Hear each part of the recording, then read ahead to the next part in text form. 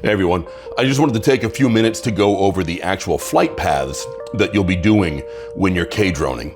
The first and probably most important flight path is the one you make over the tape measure. This is kind of like your distance from A to B when you're A being a pool. If we don't have that, then none of the other measurements matter. This is how we're going to determine the scale of the images that you take, the 3D model that we build. So you want to lay the tape measure out, all 25 feet of it if you can. If the backyard is simply too small to accommodate 25 feet of tape measure, do as much as you can, but lay it right next to the pool. You're going to start with the drone at about eye level or lower, and the camera at 45 degrees. When you do a pass of the tape measure, you want to do it laterally, side to side, left to right, right to left, doesn't matter. You could start at 0, end at 25. You could start at 25, end at 0.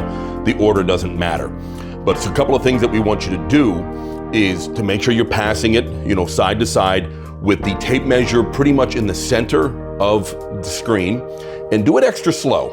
These shots are really important. I know we're governed at about 2.2 miles per hour, but take your time with this one.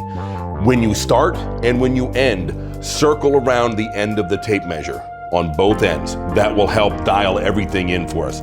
And make sure that that tape measure is not fluttering under the propeller wash of the drone. If it is, move back a little bit, move down a little bit. Just don't be right on. This is why we don't do it at 90 degrees looking down, because the propeller wash will be shaking that tape measure all over the place. If it's a windy day, you should have duct tape with you to tape the tape measure down. Just make sure the tape measure stays neutral on the deck and doesn't get pushed down by the tape measure, and I've covered that in some of the other videos. Now, the second pass that you're going to be doing is of the general pool itself, and it will vary depending on the size of the pool. Could be eye level, upwards of 20 feet, depending on how big and complicated this pool is. What we want to do is, with the camera angle still set at 45 degrees down, we want to fly around the perimeter of the pool facing inward every which way that we're flying, but we want to make sure that the majority of the pool is in the screen from the far coping to the near coping and as wide as we can see. Again, this is a very important pass, so take your time with it. Don't rush through this one.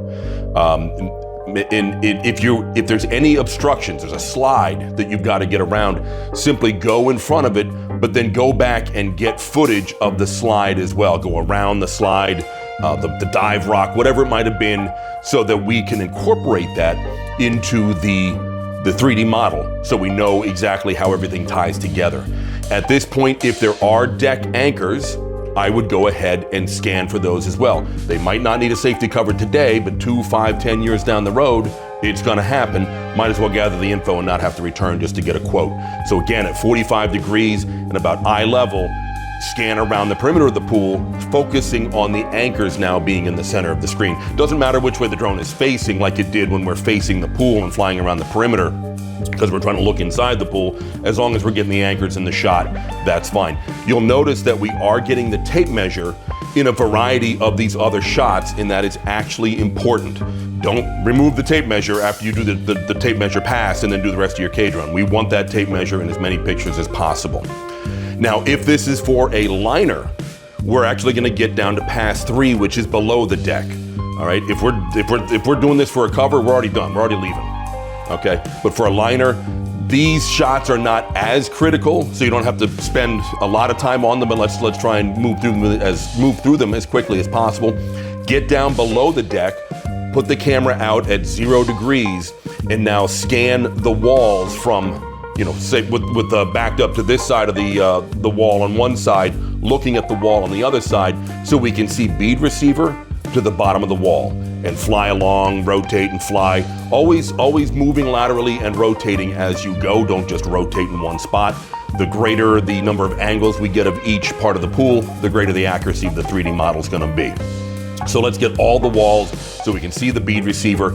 If this pool is full of water, and we've had to chalk mark the deck where the shallow breaks are, and chalk mark where the hopper pad correlates with the deck, you're still gonna, and you say you've got a bullnose coping that you can't see from that 45 degree angle. get down right below, right above rather, not below the water level, above the water level, camera at 0 degrees, and get a shot of that bead receiver under the coping all the way around the pool. When you're measuring the old-fashioned way, all those depth measurements come from the bead receiver down. So we need to locate that bead receiver. That's of vital importance. While you're down in the pool, rotate the camera to 45 degrees, scan laterally across the shallow break, the long slope, the side and back slopes, get footage of them. All the gutter lines that are connecting the long transition to the hopper pad, get footage of that as well. Again, we've already got a lot of this stuff. This is kind of follow-up, so we don't need to go crazy with the number of photos as we do with the tape measure or the first perimeter pass of the pool. Lastly, if the pool has liner over steps, benches, sun ledges, stools, whatever the case might be, we're gonna still be down inside the pool, and we're gonna be basically measuring these surfaces, but by scanning them with the drone camera instead of actually pulling a tape measure across them. So get the liner down low at 0 degrees to scan each riser of each step, the riser of the sun ledge, the risers of the bench, the height of the vinyl covered stools, and pass, left to right, drop down to the next one, right to left, drop down to the next one, left to right. Make sure you can see the top of the tread, I keep saying tread, top of the riser and the bottom of the riser in each shot, and just keep it right in the middle of the screen.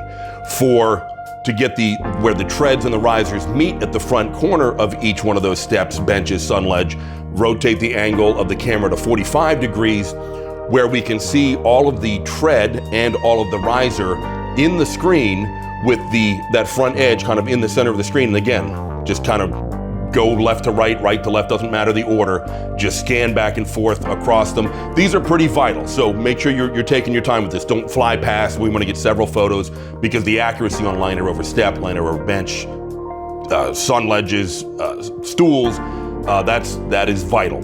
Lastly, we want to make sure we get footage of where the steps, benches, sun ledges intersect with the walls and or intersect with each other. Again, at 45 degrees, get footage of where everything's lining up on the walls. And again, anytime there's something complex in the pool, which is kind of complex right here, or we've got a shallow break that goes into a gutter line for a free-form transition that's just kind of smooth, it's not real defined, get multiple angles, multiple altitudes of that. The more the merrier. The variety is gonna really nail down the accuracy on these areas where the accuracy is vital. So just a few notes to remember. When in doubt, get more shots at various angles and altitudes of anything unusual. But all in all, try to finish up in about 10 minutes. Now I know your first couple of Kaydrones are probably gonna take 15, could take 20 minutes until you get used to them. That'll be fine. But in general, safety covers shouldn't take you more than 5 minutes.